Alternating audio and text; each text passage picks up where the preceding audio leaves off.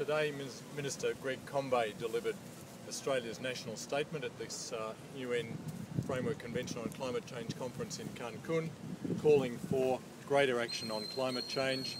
The negotiations are continuing, and Minister Combet is engaged in those high-level negotiations as I'm speaking to you. Today also, we've announced on behalf of Australia additional Fast Start funding, and I'd just like to go through those. These are, of course, continuations of the $599 million that Australia announced in the last budget. Commitments were started in June of 2010, and today the additional allocations that we've announced in this Fast Start financing include $15 million to the Adaptation Fund, $169 million in new regional adaptation allocations to the Pacific, to South and Southeast Asia and Africa, $32 million for RED Plus initiatives in Indonesia under our International Forest Carbon Initiative, $10 million to the Climate Investment Fund's program on scaling up renewable energy in low-income countries, and $10 million to the Partnership for Market Readiness, which is a World Bank initiative.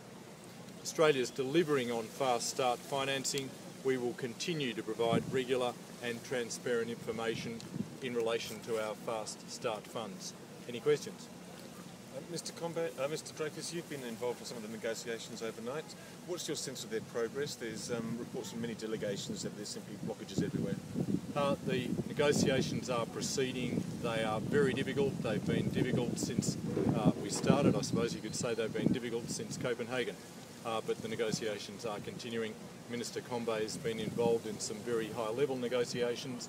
In particular, he's been chairing the sessions in relation to financing, and I've been assisting with a number of bilateral meetings, and also in the sessions, some of the consultation sessions that are occurring on mitigation, which is a very important issue.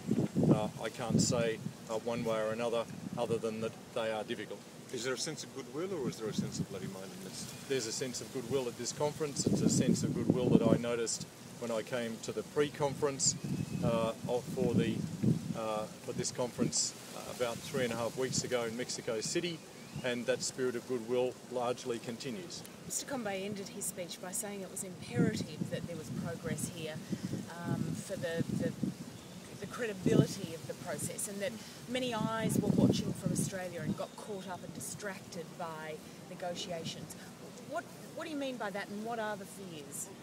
Well, it's important that we have a constructive outcome at this conference, so that going on to the next conference in South Africa, further progress can be made towards a legally binding agreement, and this is our overall objective, a legally binding agreement that involves all of the world's major emitters. But do you think there are people in Australia ready to pick it to pieces? There are people waiting for it to fail. Is that what the fear is? Well, look, in relation to anything that government does, in relation to anything that world bodies do, there are always going to be detractors, there are always going to be people prepared to criticise.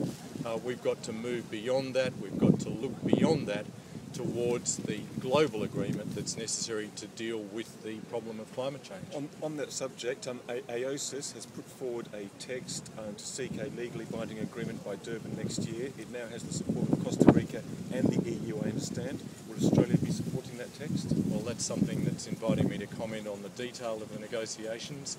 Our position's been very clear, it's been clear for many months, which is that we do support a legally binding agreement involving all of the world's major emitters. Will you support this particular text? Well, I personally haven't looked at it. It's something that we'll be looking at in the course of the negotiations. Mr. Dreyfus, we know that all countries are going to need to compromise to get a good outcome in Cancun. How is Australia being flexible in the negotiations in these final hours? I'm not going to go to the fine detail of our negotiating position. Of course, Australia, like all countries, we've just been invited by the President of the COP to show flexibility, to be prepared to compromise, in her words, to seek out compromise, not wait for someone else to offer compromise.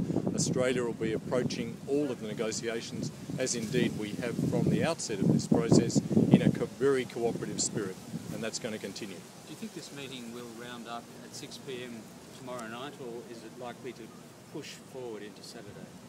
Speaking at a purely personal level, I'm very much hoping to be able to return to Australia, but we've had COPs, these meetings in the past, where a deadline's been set. Here the deadline's been set of 6 p.m. Friday for a conclusion. We've had COPs in the past, as I understand it.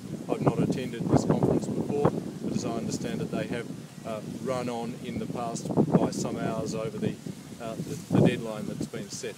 We'll have to see how we go.